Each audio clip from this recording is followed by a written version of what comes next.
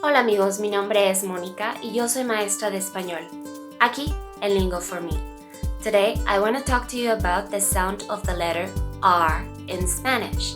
The letter R is the most difficult letter to get, especially for foreigners.